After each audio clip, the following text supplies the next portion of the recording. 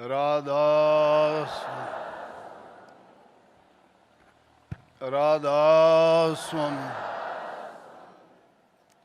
राधा स्वामी दयाल की दया, राधा स्वामी सहाय, राधा।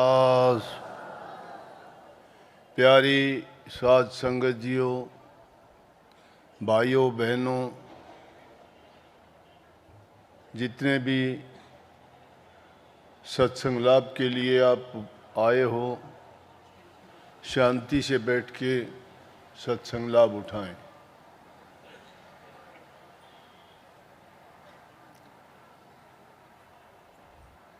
ये सत्संग लगभग 12वें महीने में साल का आखिरी सत्संग ही होता है, जर्नल सत्संग।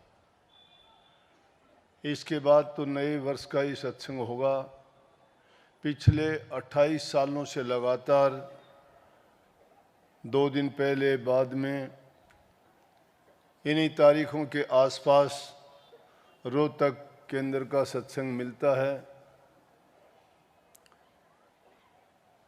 और यहाँ के सत्संगी तो यहाँ तक कह देते हैं कि जब रोहतक का सत्संग होता है तो उसके बाद सर्दी का मौसम शुरू हो जाता है। लेकिन इस बार का पता नहीं होगा कब होगा सर्दी का मौसम, लेकिन ऐसी कहावत है। लेकिन मौसम तो आएगा और 2-4 दिन लेट आ जाएगा, लेकिन सत्संग इसके बाद 1 तारीख का भिवानी में ही होगा। बीच में वो अलग बात है, सत्संगी आते हैं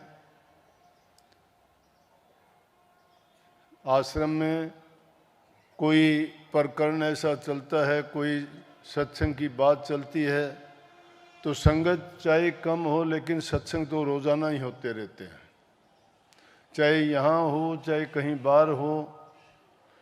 लेकिन जर्नल सत्संग की बात थी ये, और बड़ी अच्छी बात है इस युग में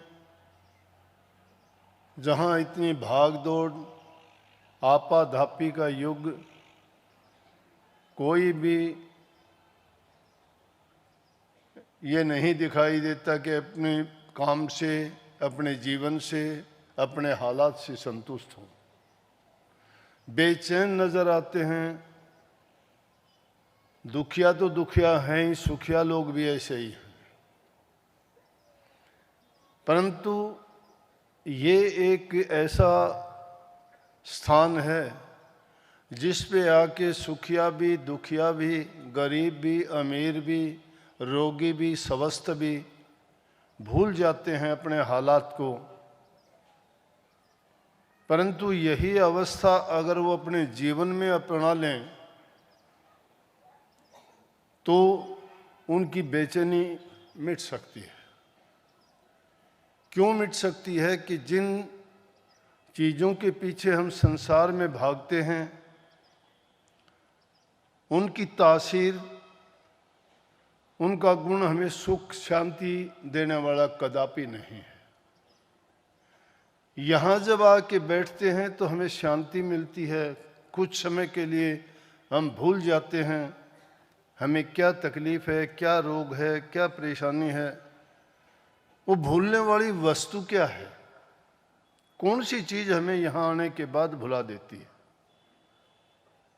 सभी लोग यहाँ अलग अलग चीज़ों के पीछे नहीं भागते।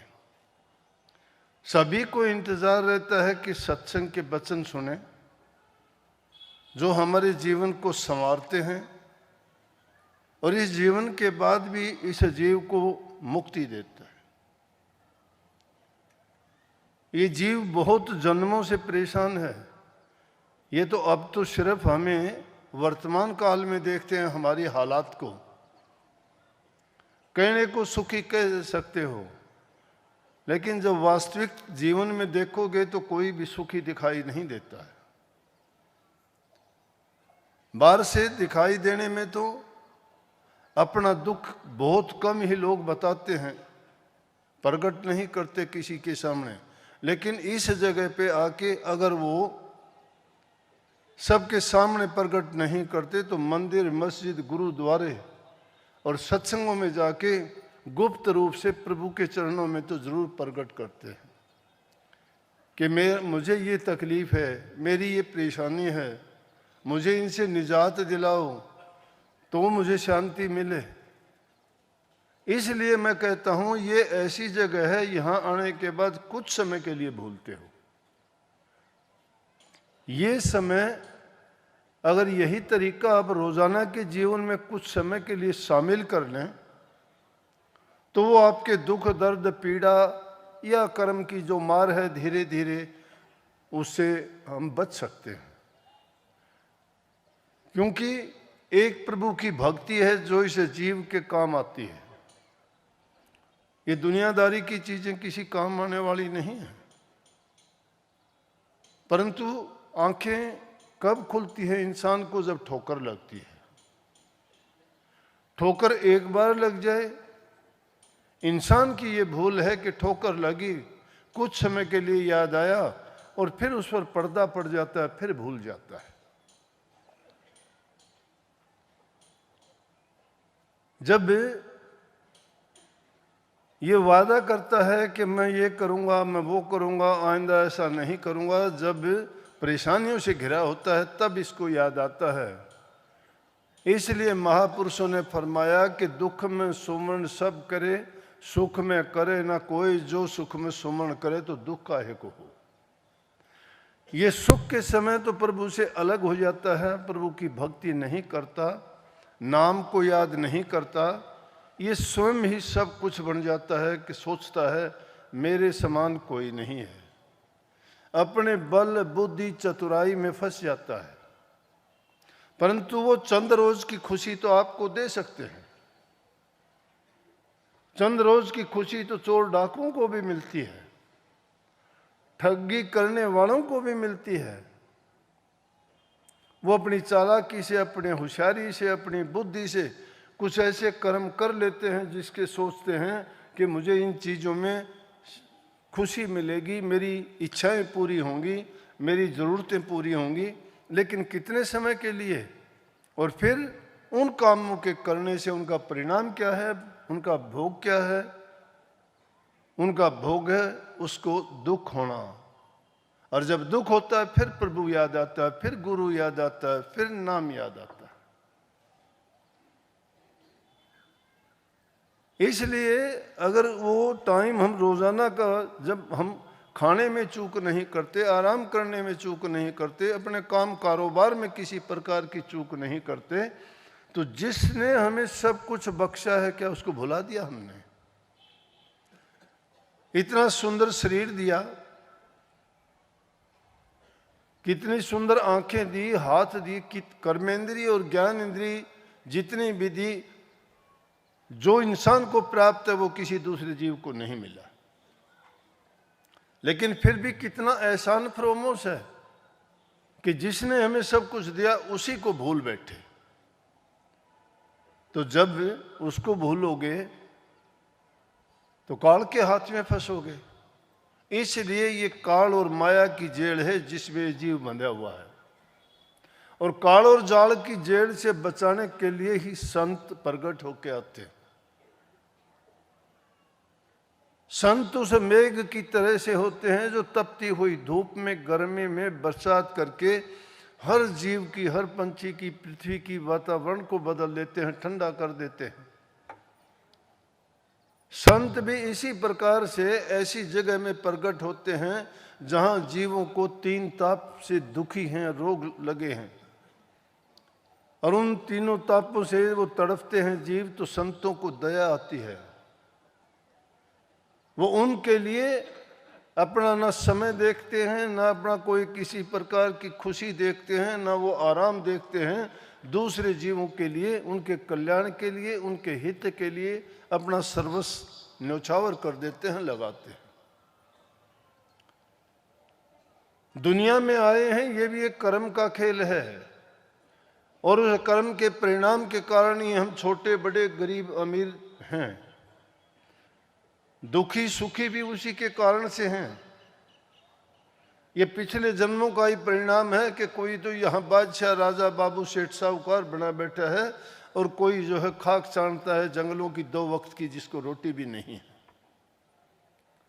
कर्म का खेल है ये। लेकिन अब अगर हमने भुला दिया तो आगे हमारे लिए भी यही परिणाम तैयार होगा। ये बुद्धि है इंसान की, संसार के पदार्थों में लगा दी तो इसमें बड़ी बड़ी खोज कर ली। संसार के पदार्थों में खुशी ढूंढता, उनमें खुशी नहीं है, शांति नहीं है, संतोष नहीं है किसी भी चीज में। कितना भी धन वालों से जाके पूछो, कितना ही धन हो जाए, शांति नहीं है। शांति किस चीज में मिलेगी? शांति मिलेगी नाम में, भक्ति में।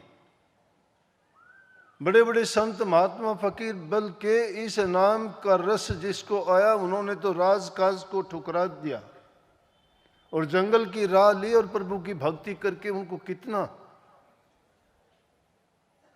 बलख बुखारे के बादशाह की बात सुनी होगी, बार बार प्रकरण आते हैं सत्संगों में। घर छोड़ दिया। किस लिए छोड़ दिया? अच्छे विचारों वाला था, प्रजा का हितकारी था, परोपकारी था, दानी था, पराक्रमी था, लेकिन उसको भी रास्ता नहीं मिलता था। थोड़े बहुत परोपकार के काम करता था, परंतु राजकाज के और दुनियादारी के कामों में इतना व्यस्त था, फिर भी वो सोचता था कि मैं प्रभु की भक्ति करता हूं। लेकिन जो आदमी सच्चाई की खोज के लिए निकलता है ना अपने सच्चे मन से, तो उसको जरूर वो चीज मिलती है। आप किसी चीज के लिए भी प्रयास करोगे, कोशिश करोगे, चोरी डकैत भी लोग अपने लिए प्रयास करते हैं, प्रार्थना करते हैं, प्रभु से मांग करते हैं। डाका मारने वाला भी सोचता है मेरा डाका अच्छा लगे। चोर कहता है कि घर वाले परिवार वाले सब सो जाएं। ठग भी कहता है कि ये किसी तरह से भूल में पड़ जाए और मेरी बातों में आके ये मेरे को सुपर्द कर दे अपना जो कुछ भी है। तो वो भी अपनी बुद्धि से ऐसा कर लेते हैं। रात को सोया था एक दिन, छत के ऊपर आवाज सुनता है, उठा, उठ के देखता है 2 आदमी छत पर है। बोला कि आप कौन हो? क्यों आए हो यहां पे, कैसे आए? कि हम ऊंट खोज रहे हैं, हमारे ऊंट खो गए। बोला राजमहल में ऊंट कहां से आएंगे, छत पर ऊंट कैसे चढ़ जाएंगे? बोला तो राजमहल में रह के भक्ति कैसे कर सकते हैं? हैरान हो गया सुन के। मैं इनसे क्या सवाल किया, इन्होंने मेरे से उल्टा क्या सवाल कर दिया। भूल गया। इतनी देर के बाद में क्या देखता है, आंखों से ओझल हो गए, कोई दिखाई नहीं दिया। राजा महल से बाहर आया, गली में देखा, कोई दिखाई नहीं दिया। उन्होंने कोशिश की वहां से निकल के बलख बुखारे का राज छोड़ दिया। कबीर साहब से आके दीक्षा ली, क्योंकि गुरु बिना ज्ञान नहीं है, ज्ञान बिना भक्ति नहीं, भक्ति बिना मुक्ति नहीं, भक्ति मुक्ति की ही युक्ति और जुक्ति है। उसमें यही समझाया जाता है। क्यों कह देते हैं तप बड़ा नहीं है? तप करने में बहुत समय लगेगा, एकांत में जाओगे, अच्छी बात है, आदमी के विचार इधर उधर नहीं जाएंगे। लेकिन क्या करेगा तप करके? कितने वर्ष बिताने के बाद वो उन रूहानी ऊंची मंजिलों तक नहीं पहुंच सकता, परंतु गुरु की शरण में और सत्संग में जाने से जो बातें उसको सालों में पता लगनी चाहिए, वो 2 घंटे, आध घंटे में ही बखान करके उनका रास्ता बड़ा सुलभ और सस्ता करके उनको समझा देते हैं। परंतु इंसान को यकीन आना बड़ा कठिन है। यकीन नहीं आता। क्यों नहीं आता? माया घेरा घालती है, बुद्धि को हर लेती है, ठग लेती है इंसान को, किसी को किसी रूप में, किसी को किसी रूप में।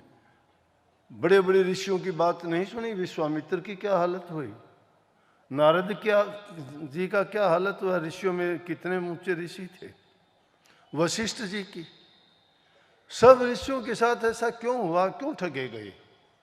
संत नहीं ठगे गए। संत तो कहते हैं माया तो ठगनी बही ठगत फिरे सब देश, जिस ठग ने ठगनी ठगी उस ठग को आदेश।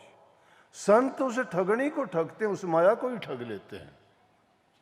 यह माया बड़ी लुटेरी है, ये सब संबंधों को तुड़वा देती है। भाई भाई का दुश्मन बना देती है, बाप बेटे का दुश्मन बना देती है, बहन भाई का रिश्ता नहीं छोड़ती, पति पत्नी का रिश्ते खराब हो जाते हैं, मित्र और दूसरे भी जितने रिश्ते नाते होते हैं सबको खराब करने वाली कौन है? माया। जो इंसान लालच में पड़ता है और उसकी आंखें ऐसी चुंदिया जाती हैं जिससे उसकी बुद्धि भ्रष्ट हो जाती है, भूल जाता है, राम नाम भूल जाता है, गुरु का एहसान भूल जाता है, अपने जीवन की सच्चाई को भूल जाता है। करता है तो क्या करता है? स्वार्थ की भक्ति करता है, अपने लालच की भक्ति करता है। कबीर साहब ने कहा कामी क्रोधी लालची गुरु इनसे भक्ति ना हो। भक्ति करे कोई सूरमा जात वर्ण कुड़खो। भक्ति इतना आसान काम नहीं है, परंतु ये इस युग में ये भी एक बहुत बड़ी बात है कि आदमी कुछ एक जो जीवन में हमें तकलीफ और दुख देने वाली चीजें हैं उनसे छूट जाए तो भी बहुत बड़ी बात है। शराब जैसा रोग है, आज नौजवान बच्चों में कितनी बुराई फैली हुई है। नशा करते हैं, कोई किसी चीज़ का, कोई किसी चीज़ का देखा देखी, क्योंकि उनको अच्छे संस्कार नहीं मिलते, उनको अच्छी शिक्षा नहीं मिलती। माँ बाप को इतना समय नहीं है कि अपनी संतान को वो संभाल के रखें, कि उनके जो कार्य हैं उन पर निगाह रखें, वो क्या करते हैं, कहाँ जाते हैं, उनकी संगति कैसी है, नहीं देखते। बच्चों में इतनी समझ नहीं होती, बहक जाते हैं, वो बुराई की तरफ एक बार भटक जाते हैं तो फिर आप आते हो, शिकायत करते हो, और जिस माँ बाप की संतान खराब होगी तो उसका जीवन बर्बाद हो गया। इस जीवन को संवार के रखना भी बड़ी एक बात है, हर एक के बस की बात नहीं है। इसीलिए कही कि जिस आदमी के अंदर काम, क्रोध, लोभ, मोह, अहंकार ये चीजें व्याप्त हैं वो भक्ति के नजदीक भी नहीं है।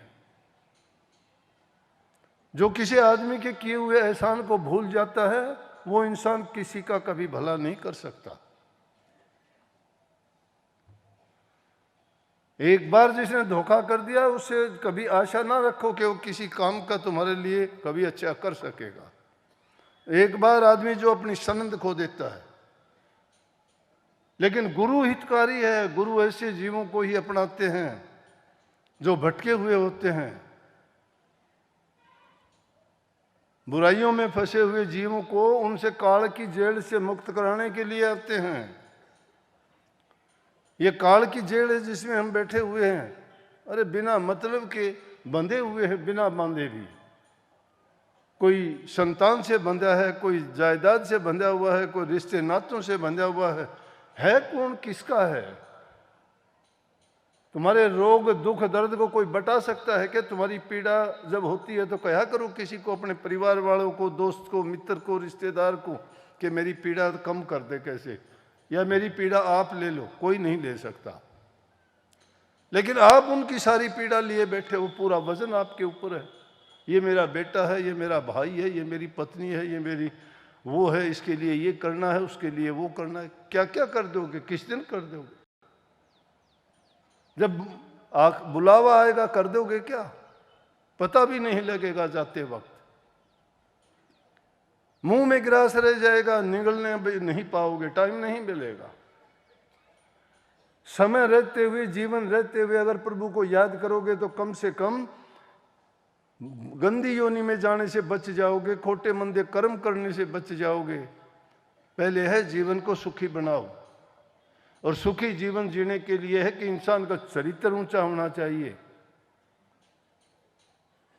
इंसान की गुडविल होनी चाहिए,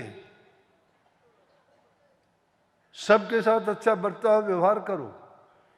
हमारे शास्त्र में तीन चीज मुख्य करके बता दी जीवन को सुखी रखने के लिए। मन, वचन और कर्म से किसी का बुरा ना करो। मनसा वाचा कर्म ना दुख काहू मत दे, ऐती रेणी जो रहे वही शब्द रस ले। भक्ति भी अगर करना चाहते हो तो मन, वचन और कर्म से पवित्र हो जाइए। अरे कहाँ पवित्र होगे, आते सत्संगों में हो, मन में ख्याल धोखा करने का है। बाहर से कुछ दिखाते हो, अंतर तुम्हारा साफ नहीं है, धोखा भरा हुआ है। तुम तो अपने छड़ने के लिए, अपनी दुकान चलाने के लिए कपट लेके आते हो, गुरु से भी कपट करते हो। स्वामी जी महाराज ने बहुत स्पष्ट कहा कि जो गुरु आगे कपट न खोले, निष्कपटी अपने को बोले। कपट करेगा वो नहीं बताता मैं कपट करता हूं। मैंने वो वाणी ने सबसे पहले कही, ऐसे ही नहीं लिख दी मैंने मेरे हालात बताए हुए।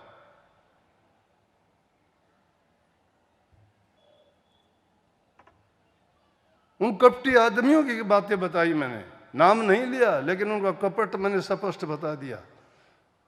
जिन लोगों को तुम अपना आपा सौंप देते हो और वो लोग तुम्हारे साथ दगा और धोखा करते हैं, भला कहां होगा उन लोगों का। भक्ति का रास्ता ये नहीं कहता। भक्ति कहता है सच्चे बनो, ईमानदार बनो, कपट निकालो दिल से। बिल्ली की तरह दाव लगाए बैठे रहते हैं। क्या दुनियादारी के पदार्थ ही तुम्हारा सब कुछ कर देंगे क्या? किसी को धोखा दे के बड़े बन जाओगे, भक्ति नहीं है वो। इंसान का जैसा चरित्र नहीं, चरित्र क्या होता है? हर प्रकार से आदमी पूर्ण होना चाहिए, किसी का बुरा ना सोचे ना बुरा करे। तो गांधी जी ने तो पूरे जीवन के लिए ही 3 बातें बता दी थी। 3 बंदर रख दिए मिट्टी के बना के, एक के आंखों पे हाथ, एक का मुंह पर हाथ और एक के कानों पे हाथ, और उनका अर्थ समझा दिया कि बुरा मत सुनो, बुरा मत देखो और बुरा मत करो। वही मन, वचन और कर्म की बातें कह दी, तीनों की तीनों। नाम ले लिया, गुरु से नाम लिखा लिया, पर्ची कटाओ, नाम मुक्ति दे देगा तुम्हें। नाम मुक्ति में नहीं है, मुक्ति कर्म में है तुम्हारे। किसी से नाम ना लो, कर्म शुद्ध करो, अच्छे करो। गुरु की ओट तो एक ऐसी है कि आदमी सहारा ढूंढता है, सहारा मिलता है उसको। गुरु की एक टेक होती है कि आदमी सोचता है जिस प्रकार से शादीशुदा जो लड़की होती है उसको सहारा मिल जाता है, और कुंवारी लड़की अगर हार श्रृंगार करती है वो अच्छा नहीं लगता। ये शादीशुदा लड़की जैसा होता है जीव भी। जब गुरु की शरण में चला जाता है फिर तो इसको सोचना ही चाहिए जीवन का है क्या, कितने टाइम के लिए ऐसा करता है।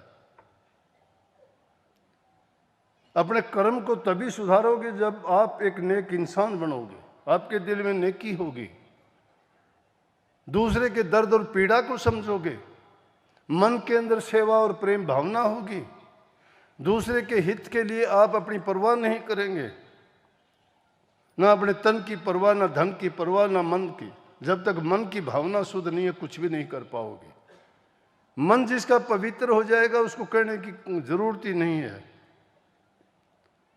इसीलिए संतों के संत हृदय नवनीत समाना, संतों का हृदय मक्खन की तरह मुलायम होता है। उनके साथ कितनी भी दुष्टता करो वो प्रकट नहीं करते, लेकिन जिसके ओट सतगुरु की ले रखी हो वो तो सपने में भी गुरु की याद आएगी। गुरु की शरण लेके देखो तब पता लगेगा। सेवा सेवा सेवा गुरु की कौन कर सकता है? घर बार छोड़ सकते हो के दो दिन के लिए भी नहीं छोड़ सकते।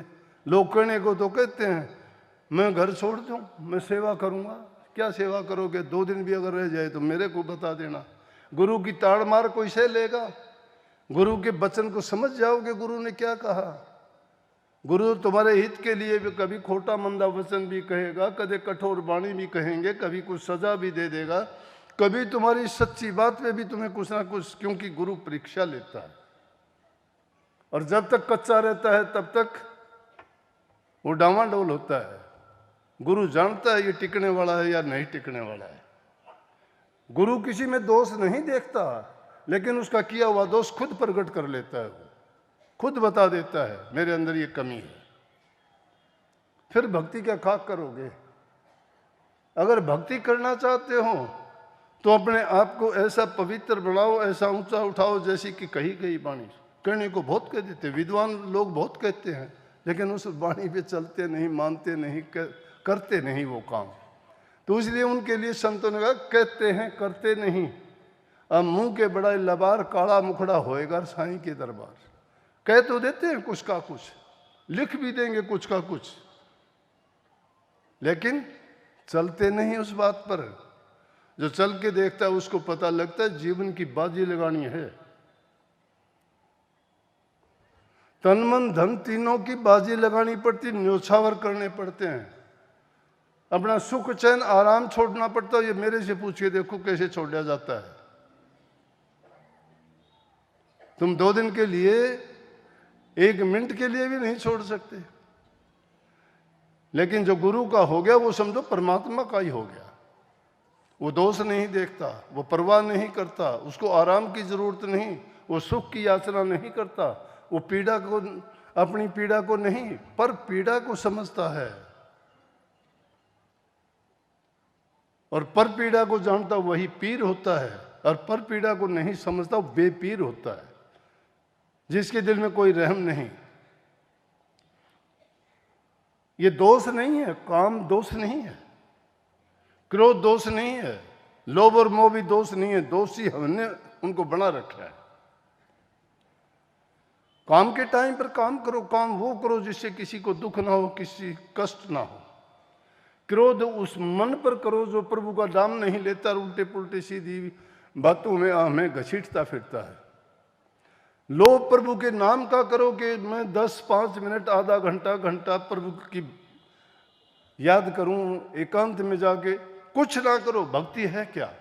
एकांत में जाके कुछ चिंतन कर लिया करो, उसमें चिंतन में सिर्फ प्रभु के बारे में सोचो, अपने कर्म के बारे में सोचो, मेरे कर्म क्या है, अपनी सच्चाई और ईमानदारी के बारे में सोचो। पाप के भागी मत बनो, पाप के पक्षधर मत बनो, सच्चाई के रास्ते पे चलो। और जहां सच्चाई हो तो वहां जो है कमी, ये सोचना भी नहीं चाहिए कि जो तुम्हें पाप के रास्ते में धकेल देता उसको छोड़ने में दोष नहीं है।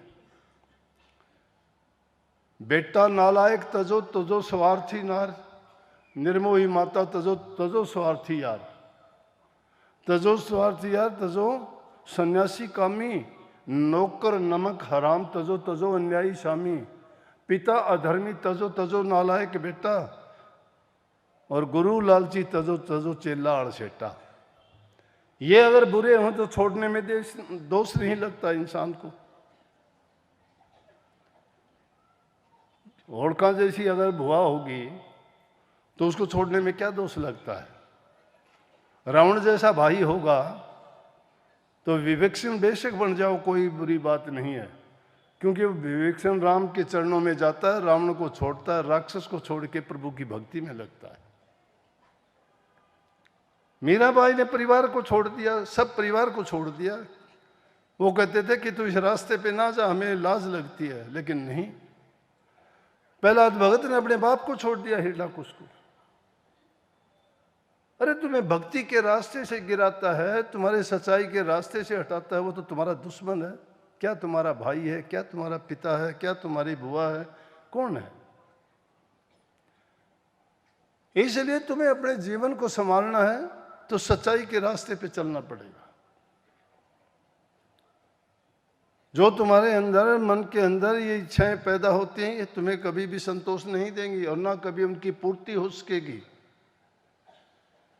हाँ, प्रभु के नाम में संतोष है। देखते नहीं हो क्या मस्त फकीरी है, ना कुछ खोने का उनको दुख है, ना कुछ पाने की लालसा है, मस्त रहते हैं, सर्दी गर्मी कैसा भी गुजरे।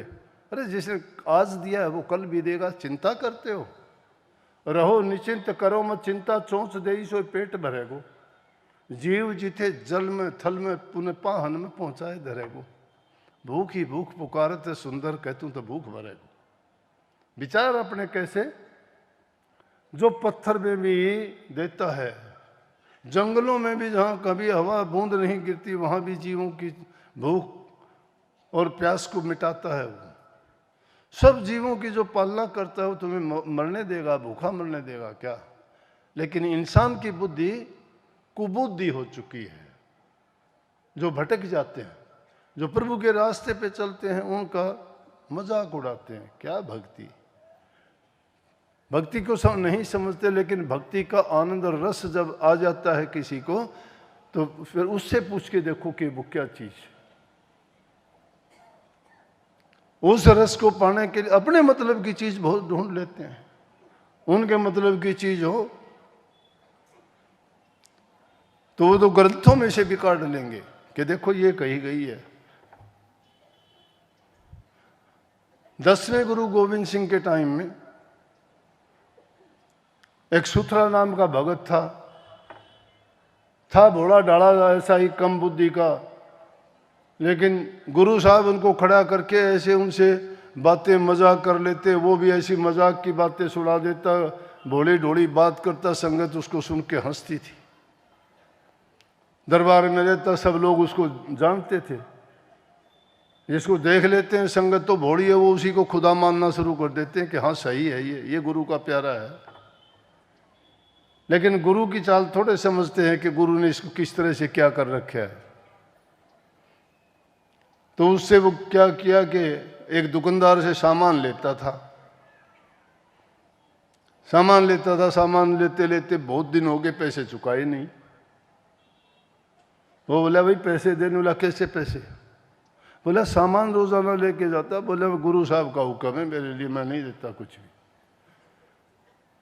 वो दुकानदार था, गुरु साहब की एक दिन मजलिस लगी हुई थी, पहुंचे कि बोले जी आपका एक सेवक है और इसी तरह से सामान लेता रहा, अब मुकर गया, मेरे पैसे नहीं देता। कहने लगे भाई कौन है? बोले जी वो सुथरा। बोले भाई सुथरा क्या बात है, क्यों नहीं देता तू? बोला जी मैंने तो आपकी बात मान रखी है। बोला मेरी क्या बात है? क्या आप ग्रंथ में बताते हो ना कि कितने ले मुकर गए, तो मैं भी मैंने तो आपकी बात की पालना की, आप ये शिक्षा ग्रंथ में लिखी गई है। गुरु साहब कहने लगे अरे मूर्ख, इससे अगली भी तो पढ़ ले तू। बोला सारी मन्ने पढ़नी है के? वो सारी मन्ने माननी और किसी ने नहीं माननी कोई भी। मैं आपकी यह शिक्षा मान ली, उसने और कोई मान लेगा। तो ये जीव ऐसा है, अपने मतलब की चीज खोज लेगा, उसको मान लेगा कि देख लो ये कही गई।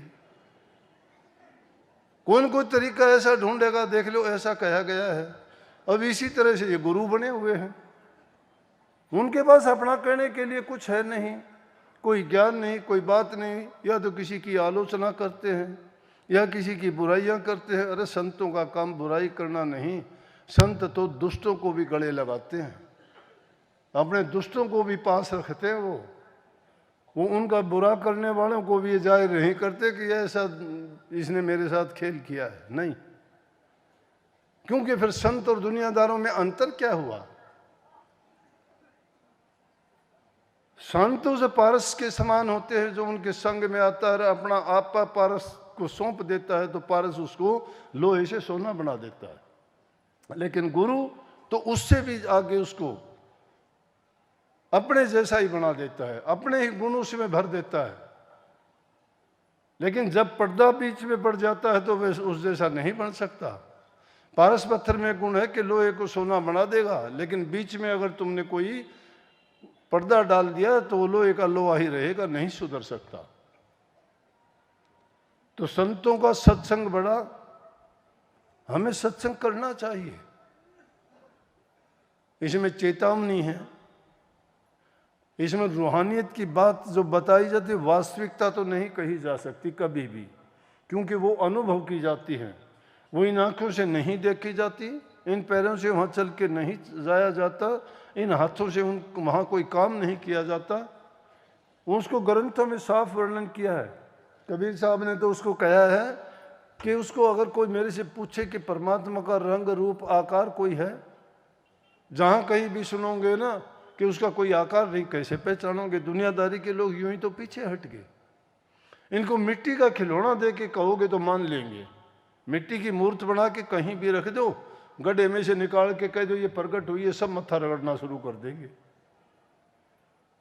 उसको सब मत्था रगड़ना शुरू कर देंगे। मिट्टी की है, बोलती नहीं है, कोई ज्ञान नहीं है, कोई समझ नहीं है, आपको कुछ नहीं देती है। और जो सब कुछ तुम्हें सिखाता है, बताता है, देता है, उसको तुम मिथ्या साबित करने की कोशिश करते हो। गुरु जैसा हितकारी नहीं हमारा कोई भी। माँ बाप भी हमारा वो हित नहीं कर सकते जो गुरु करता है। गुरु भेदभाव नहीं करता, पक्ष नहीं करता। जीव अपने आप पक्ष बना लेता है, और जो अच्छा करने वाला होता है वो तो सबको ही अच्छा लगता है। गुरु को क्या, परमात्मा को भी वही अच्छा लगता है। तो नानक साहब सही कही कि उन दर्जों पर, उन रूहानी दर्जों पे जाने की बात करते हो, सुन लेते हैं, बड़ी डोंडी पीटते हैं, कोई शब्द का, कोई धुन का, कोई कहता है नूरी रूप मुझे दिखाई देता है, कोई कहता अब ध्यान नहीं लगता। हाँ क्यों भाई? बोला जी घर में लड़ाई झगड़ा 24 घंटे, तुम्हें ध्यान तो तेरा झगड़े में लगता है, क्यों नहीं लगता? जहाँ झगड़ा होता है, लड़ाई होती है, घर वाला शराब पीता है, तो फिर और ध्यान किस में लगेगा? ऐसा तो कोई चीज है नहीं जिसमें तुम ध्यान ना लगाते हो। भूखा खाने में लगाता है, प्यासा पानी में लगाता है, काम करने वाला अपना काम में लगाता है, विद्यार्थी अपनी पढ़ाई में लगाता है, किसान अपनी खेती में ध्यान लगाता है। अगर ध्यान नहीं लगाए तो कुछ भी नहीं मिलेगा। लेकिन भगत को ध्यान भक्ति में लगाना चाहिए।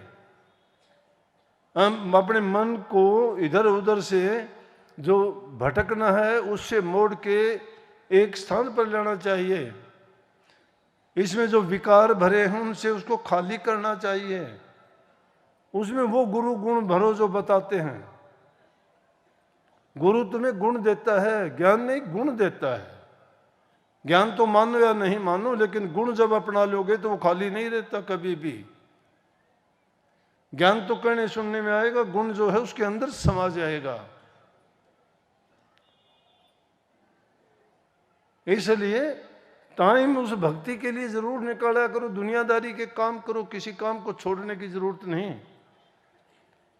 नाम सब ने लिया है, लेकिन ईमानदारी से मैं आपसे पूछूं तो 5 मिनट भी बैठने वाला आदमी नहीं है आप में कोई ध्यान करता है। ध्यान किसका करते हैं? बताते हैं कि गुरु का रूप का ध्यान करो। मन की जिसकी एकाग्रता होगी, जो अंदर में गुरु के साथ जुड़ गया, जिसने गुरु को प्रकट कर लिया, बाहर से उसको गुरु जो क्या दिखाई देगा कि सब कुछ ही सब उसके लिए गुरु होगा। उसकी प्रीति प्रेम और प्रतीति गुरु के साथ इतनी प्रगाढ़ हो जाएगी कि वो 1 मिनट और पल के लिए भी नहीं भूलेगा। तीनों अवस्थाओं में सौपन, जागृत तो सुसुप्ति में गुरु ही गुरु याद रहेगा उसको। बड़ी से बड़ी विपदा और आपत्ति भी जब आएगी तो वो अपने गुरु को ही सुपर्द कर देगा कि गुरु की कृपा, मालिक की मौज, उसकी रजा, उसका हुक्म जो होगा वो सही है। लेकिन हम अपना आपा अलग रखते हैं, गुरु के अर्पण नहीं करते। कहने के लिए कह दिया कि गुरु को अर्पण कर दिया आपने, तन मन धन नहीं करते। तन मन धन अगर अर्पण कर दिया तो तुम्हारे पास एक विश्वास बच जाता है, एक प्यार बच जाता है, एक श्रद्धा बच जाती है, एक दृढ़ यकीन बच जाता है। वो यकीन है ही नहीं, फिर कहाँ से अर्पण किया? कुछ नहीं किया। नहीं, गुरु को जरूरत ही नहीं है। गुरु ना आपका धन लेना चाहता है, ना आपका मन लेना चाहता है, ना तन लेना चाहता है।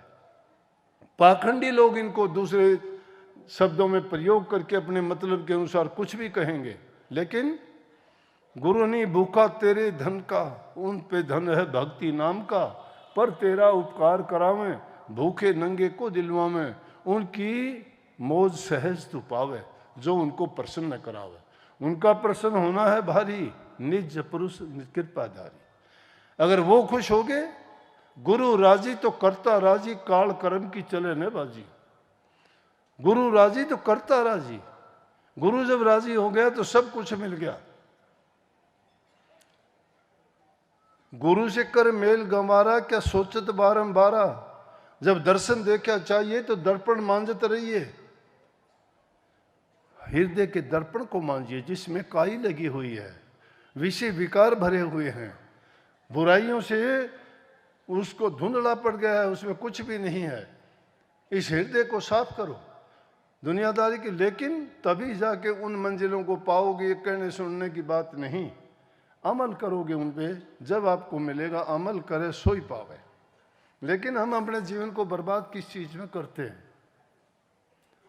कुसंगति में बैठ के, शराब पी के, या दूसरे विषय विकारों में पड़ के। आदमी हर प्रकार से अपने आप को बर्बाद करता है अपने विषय विकारों के कारण। विषय विकार सिर्फ इन चीजों का सेवन नहीं है, मन के अंदर पैदा होने वाली हर बुराई विकार है, वो विषय है। किसी भी चीज का आदि होना ही नशा है। किसी को धन का नशा, किसी को बल का नशा, किसी को परिवार का नशा, किसी को पद का नशा। ये रुकावटें, बाधाएं हैं तुम्हारे भक्ति के रास्ते में, इनको दूर फेंक दो। यहाँ छोटा बड़ा नहीं, सभी जिस जैसे यहाँ बैठे हुए हैं भक्ति के रास्ते पे चलने वाले सभी खुदा के बंदे हैं। सब में वही एक रूह है, सब में समान रूप से देखो। जैसी हमारी है वैसे ही आपकी है। कबीर साहब कहते हैं, अपना सा जीव सबन को जाने ताहि मिले अविनाशी। मालिक को प्राप्त करना चाहते तो हर जीव को अपने जैसा मानो। जब अपने जैसा मानोगे तो तुम्हें पीड़ा होती है तो उसको भी पीड़ा होती है, तुम्हें प्यार होता है तो उसको भी प्यार होता है, तुम्हें किसी चीज की लालसा है तो उसको भी है। इसलिए उस पर पीड़ा को समझते हुए दया जिसके दिल में है, जो दया राख धर्म को पाले जग से रहे उदासी, जो अपना सा जीव सबन का जाने, जिसके दिल में हृदय में दया है और धर्म की पालना करता है। धर्म की पालना करना है कि जिस स्थान पे, जिस जगह पे तुम हो, उस जगह पर अपने नियमों के मुताबिक अगर काम करते हो, वो धर्म की पालना है। धर्म ये नहीं मैं राधा स्वामी हो गया, मैं बुद्ध को मानने वाला, मैं कबीर को मानने वाला नहीं, मैं हिंदू हूँ, मैं सिख हूँ, मैं ईसाई हूँ, नहीं। धर्म हमारा क्या है? धर्म है नेक नीति हमारा। पिता पिता के रूप में, माँ माँ के रूप में, बेटा बेटे के रूप में, बहू बहू के रूप में। वो सब अपने अपने पद पर रहते हैं। जो उनकी जिम्मेवारी है, जो उनका काम है, उसको पूर्ण रूप से सच्चाई के साथ जो करते हो, धर्म की पालना है। अगर हम अपने माँ बाप की, बूढ़े बुजुर्ग की सेवा करते हैं, दीन दुखी गरीब की सहायता करते हैं, जबान से मीठा बोलते हैं, घरों में प्यार प्रेम शांति रखते हैं, ये हमारे धर्म की पालना है। जो इन चीजों का पालन नहीं करता उनका कोई धर्म नहीं है, वो अधर्मी है, क्योंकि धर्म का रास्ता ही नहीं है उनका। इसलिए इन चीजों को अपने हृदय में रख के जब पूरे जीवन में हम चलते हैं, हर चीज को जब सोच के करोगे, जो आदमी प्रभु की भक्ति करता है वो हर काम में उसकी मौज को भी समझता है। दुख दर्द पीड़ा आती है तो भी कहता है कि हाँ मालिक ने मेरे लिए अच्छा किया है। अगर अच्छा वक्त आता है तो भी सोचता है कि ये भी मालिक की कृपा है। कभी अहंकार नहीं करता। अहंकार अगर आ जाता है तो भी बर्बादी होती है। जिस आदमी को चार आदमी बोलना शुरू कर दे, सोच लेना चाहिए कि काल ने उस पर कैंची चलानी शुरू कर दी है और बहुत जल्दी उसका खात्मा भी कर देगा। लेकिन जो सजग और समझ जाते हैं कि इन चीज़ों से बचना है, क्योंकि हमारे शास्त्रों में देखो, गुरुओं की वाणी देखो, सब ने इन चीज़ों को बहुत प्रमाणिक ढंग से भी और उन्होंने उस हालात के मुताबिक भी सब समझाया है। तो किसी भी चीज़ को ठीक करने के लिए आदमी को अपनी बुद्धि से काम लेना चाहिए और वहाँ गुरु की आज्ञा टिटोलनी चाहिए कि मैं जो काम करने जा रहा हूँ क्या इसमें गुरु की रजा है, क्या गुरु ने हमें ये छूट दे रखी है, क्या ये हमारे नियम के खिलाफ नहीं है, क्या ये हमारे धर्म के खिलाफ नहीं है। अगर गुरु की इसमें अवज्ञा तो नहीं है, अगर गुरु की उसमें आज्ञा नहीं है तो समझ लेना चाहिए कि वो काम हमारे किसी भी काम का नहीं है। हर काम में गुरु की आज्ञा तलाश करो, क्योंकि गुरु निष्पक्ष भाव से आपको अच्छा बनाने की कोशिश करता है। गुरु में भेदभाव नहीं है, पक्षपात नहीं है, उसकी बातों में लालच नहीं है, वो स्वार्थ नहीं है। निस्वार्थ भाव से जो तुम्हारे हित की बातें बताता है, करता है, तो वो हमारा हित चाहता है और सबका चाहता है। इसलिए सारे दुनियादारी के काम करो, जो जिस काम में हो तुम अपने काम करो। जरूरत है, बिना काम के पेट नहीं भरेगा। खाली बातें नहीं, खाली बातों से नहीं, अपना काम हाथ से करो। संतों ने सब ने कहा कि हम हाथ से काम करते हैं और प्रभु की भक्ति तो जबान से करते हैं। कर्म अच्छे करते जाओ और अपना काम जो है वो करो, जीवन सुखी रहेगा। अगर एक जगह बैठ गए तो अपनी जिम्मेवारी से भागना हो गया। ना घर छोड़ना, ना परिवार छोड़ना है, कोई काम नहीं छोड़ना है। सारे काम करो सच्चाई के साथ, ईमानदारी के साथ, और करते हुए उस मालिक को भी हमेशा याद रखो। संतों ने सब ने, जिस तरह लखमा माली था, पेड़ लगाता था, पेड़ लगाते लगाते कुएं का पानी चलाता है, साथ में गाता भी है मस्ती से। इब के बारियो बोलियो रे तू राम सुमर मेरा भाई। फिर गाता है, भाई राम नाम कुआ पे छत को ढाणो छे, ढाणा पे काठ पुराणो छे, बी परत चिड़छ लटकाणो छे, पानी भर ऊपर जानो छे। पंछीड़ा रे देख ले, पंछी कहता है मन को। फिर समझाता है, देखो कितनी अच्छी बात, गाने गाने में काम करता जाता है। कहता है, काम क्रोध लोभ मोह ये मिर्गा छर, कई आंख खेत न चर गया छर, खेता न खाली कर गया छ पंछीड़ा रे, देख ले पंछीड़ा रे। मन को कहता है, समझा वैसे नहीं डोलने देता उसको। आगे भी कहता है, पानी, मन को कहता है, पानी चल आको बाको रे, तू मोड़ सूरत को नाको रे, फिर धान निपज जा पाको रे।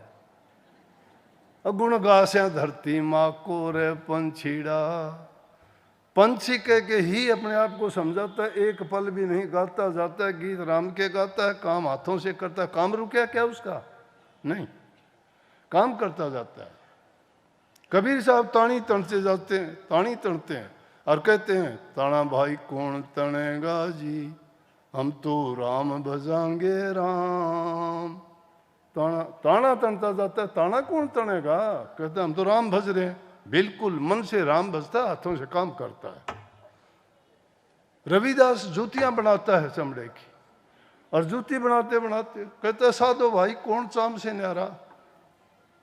ख्याल कहां जुड़े हुए हैं? कहता चमड़े से अलग कौन है? सोच ये होनी चाहिए, काम में कोई विघ्न नहीं है, काम करते जाइए। काम करो, काम जरूरी है। काम करते करते प्रभु के नाम को आप जप सकते हो। ये कोई बहाना नहीं कि ये काम छोड़ दिया मैं ध्यान में बैठूंगा, नहीं, वो पाखंड होता है। मत देखो कभी घड़ी की ओर के मैं आधा घंटा बैठूंगा, फिर तो घड़ी की भक्ति करते हो, घड़ी की भक्ति करते हो। 10 मिनट होंगी, फिर उगाड़ के देखोगे, ओह 10 मिनट हुई, फिर बैठ जाओगे।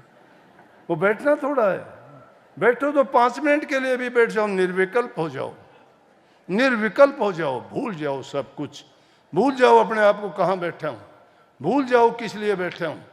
नहीं जरूरत तुम्हें, मत ख्याल करो कि मुझे धुन सुनाई दे, मत ख्याल करो मुझे प्रकाश दिखाई दे, नहीं, अपने मन को सिर्फ एकाग्र करके लगा दो, उसमें लगा दो, मन को हटा लो, सब वृत्तियों को मोड़ लो, कछुए की तरह से सिमट जाओ अंदर में।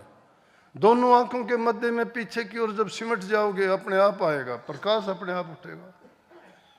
ये उल्टा कुआं है जिसको संतों ने गाया है कि उल्टा कुआं गिगन में तीस में जड़े चिराग, तीस में जड़े चिराग, बिन रोगन बिन बाती, जलता है 6 ऋतु 12 मास, जड़े दिन राती, निक से एक आवाज चिराग की ज्योति माही, कोई गुरुमुख सुनता और कोई सुनता नहीं, पलटू जो कोई सुने उसके ऊंचे भाग, उल्टा कुआं गगन में 30 में जड़े चिराग। ये उल्टा कुआं है जिसका रास्ता ऊपर की तरफ है, चढ़ाई उल्टी करनी है, उसमें चिराग जलता है, ज्योति है वो, जिसमें शास्त्रों में अलग अलग नामों से कह दिया। सिख लोगों के ग्रंथ में उसको चांदना कहा गया है, हिंदू लोगों के शास्त्रों में उसको ज्योति कहा गया, प्रकाश कहा गया है, परम प्रकाश कहा गया है। अंग्रेजों ने उसको डिवाइन लाइट कहा है। वो है ज्योति, सबके अंदर है। सब में ज्योत ज्योत है सोए, जिसके कारण सब में चांदन होए। ये चांदन उसी के कारण है। शरीर तब तक चलता है, वो ज्योति तुम्हारे अंदर है। वो ज्योति जिस दिन निकल जाएगी सब फेल हो जाएगा। इसलिए समय रहते हुए और जीवन रहते हुए प्रभु की उसका चिंतन किया करो, ध्यान किया करो। वो तुम्हारा साथ देगा और किसी ने साथ नहीं देना। कोई भी साथ नहीं देगा, सब छोड़ देंगे, साथ छोड़ जाएंगे। या तो गुरु साथ देगा या तुम्हारा नाम साथ देगा। घर परिवार भी आपको वृद्धाश्रम में छोड़ आएंगे अगर ज्यादा वो करोगे तो। क्यों? दांत गिरे और खुर घिसे और पीठ बोझ न ले, ऐसे बूढ़े बैल को कौन घास दे? जिसके खुर घिस जाए, दांत गिर जाए और पीठ उसकी बोझ नहीं उठा सकती, तो उस बैल ने कौन चारा डालेगा भाई? घर तक काट देंगे, नाथ काट के न। गरज के साथी हैं यहाँ दुनिया में सारे। गरज निकल जाए कोई किसी को नहीं पूछता।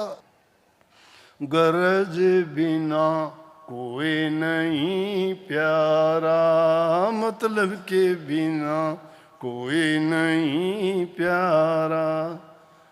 जब तक बैल चले हड़िए में तब लग डालने चारा। बूढ़ा हो जा नाथ काट ले, घर घर लाठे खारा। गरज बिना कोई नहीं प्यारा। मात पिता भी प्यारे, इतना धंधा पीट सारा।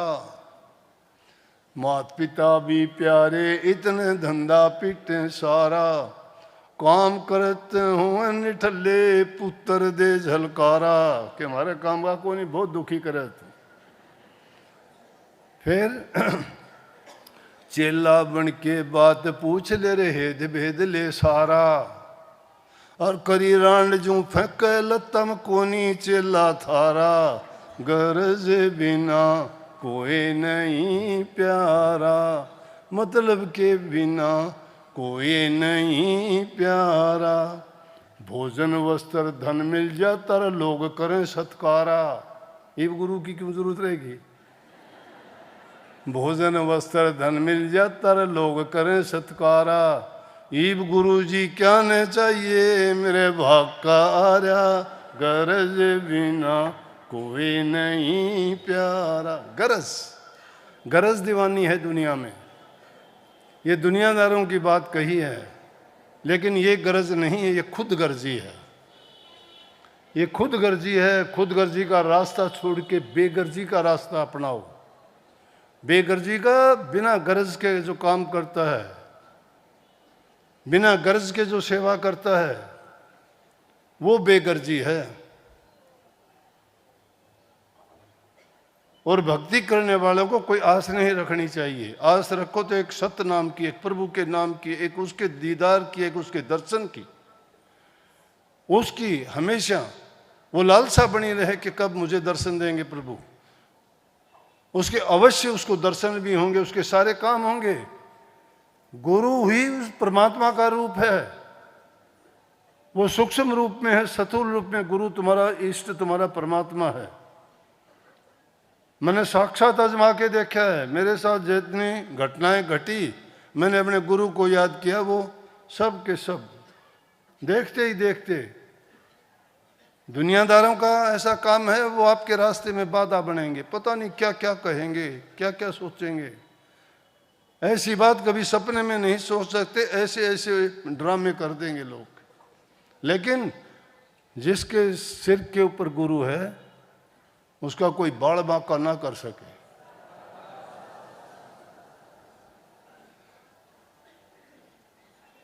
जाको राखे साइयार, मार सके ना कोई, बाल न बांका कर सके जो जुग बेरी होए। पूरी कायनात, पूरी संसार, दुनिया भी बैरी हो जाए, लेकिन गुरु का साया जिसके सिर पर है, उसका बाल बांका नहीं हो सकता। इसलिए गुरु को हमेशा, अपने इष्ट को हमेशा अपने मन में रखो, अपने विचार में रखो, अपने ख्याल में रखो। ये नहीं कि मतलब पड़ता है तो गुरु को याद करो, जब गरज निकल जाती है तो गुरु को झलकारा दे दिया, तुम भी जा मैं भी अपना आराम से। क्यों? जब जरूरत पड़ती है दुनियादारों की तरह प्रयोग ना करो गुरु को, कि गरज मतलब हो तो गुरु, नहीं तो गुरु का कोई मतलब नहीं रह जाता। आदमी खुद जो है स्वयं भू बन जाए सब कुछ। इसलिए हमेशा गुरु से मांग किया करो कि मेरे विचारों को शुद्ध और पवित्र रखें, मेरे अंदर ये हीन भावना कभी ना पनपने दें कि जिसके कारण मेरा आपसे बिछो हो। जैसे इसने लिखा कि भाई चाहे सारी दुनिया भी अगर मेरे से बिछड़ जाए लेकिन सतगुरु नहीं बिछड़ना चाहिए। सारी दुनिया चाहे कुछ भी कह ले लेकिन मेरे अंदर, मेरे मन में फर्क नहीं आना चाहिए आपके प्रति, या मुझे कोई कुछ भी कह ले लेकिन मैं रास्ते से ना भटकूं, अपने रास्ते पे चलता रहूं। जो रास्ते को छोड़ देता है उसको जंगली जानवर पाट लेंगे, छोड़ेंगे नहीं। जो रास्ते पे चलता रहता है उनकी हिम्मत नहीं पड़ती, फिर नहीं उस पर वो आक्रमण कर सकते। इसलिए सारे कामों को छोड़ के, चाहे कितने भी जरूरी काम क्यों ना हो, तुम्हारे काम आने वाली चीज सिर्फ भक्ति है, प्रभु की याद है, उसका नाम है। उनका सुमन और चिंतन जरूर किया करो, जरूर से जरूर किया करो। टाइम कम से कम लगा लो, चाहे मैं कहता हूँ ज़्यादा ना लगाओ। टाइम ध्यान के लिए 10 मिनट लगा लो, लेकिन पूरा दिन याद रखो तो याद बनी रहे कि भाई क्या क्या कोई शब्द याद हो वो करो, कोई सत्संग की बात याद हो वो याद रखो। दूसरी बात, तुम्हें मन को ना जाने दो, ये भटकेगा नहीं, सही रास्ते पे रखेगा। लेकिन थोड़ा ध्यान तुम्हारा भटके ना, सावधानी हटते ही काल दबो चलेगा आपको। लापरवाही नहीं, यहाँ लापरवाही की जरूरत। काल तो मुंह बाए तैयार रहता है, वो एक पल के लिए भी नहीं बख्शता, दाव लगाए बैठा रहता है। जैसे बिल्ली चूहे के बिल के ऊपर बैठ जाती है ना, इस तरह से वो दाव लगाए बैठा रहता है कि कब ये थोड़ा सा भटकर मैं इसको पकड़ूं, और फिर रास्ते पे आना बड़ा कठिन होता है। इसलिए भाई सारे काम करते हुए प्रभु की भक्ति को सर्वोपरि रखो, सबसे आगे रखो। सबसे जरूरी चीज़ वो है, वो हमारे काम आएगी, उसमें ही हमारी भलाई है, उसी में सुख है, उसी में शांति है। वही हमारे पाप कर्मों को धोती है और वही हमें मुक्ति का रास्ता देती है, और वही इस दुनिया के काल जंजाल से हमें छुटाएगी। इसलिए उस नाम को ना भूलो, चाहे सब चीज़ों को भूल जाओ। सबको बहुत बहुत आशीर्वाद। मालिक आपको सद्बुद्धि दे, भक्ति करने की शक्ति दे, आपके विचार शुद्ध रखे, आपके जीवन में खुशियां दे, और आप दिन ब दिन ज़्यादा से ज़्यादा उन्नति करें, भक्ति में मन लगाएं।